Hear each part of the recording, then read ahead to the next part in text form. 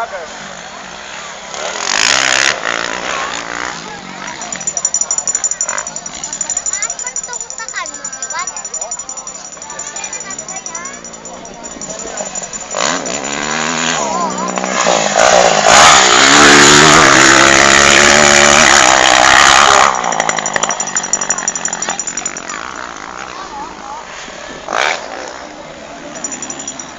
Nagkakabot pa rin si Noy.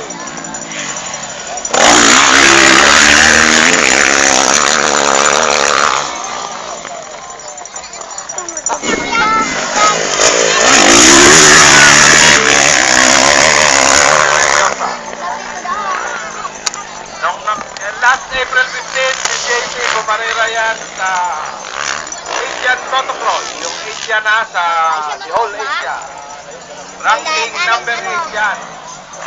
Pinoy Noy, sa category niya, intermediate champion yan. J-Boy, beginners category, champion din yan. Ito yung mga promising young riders. Promising magaling.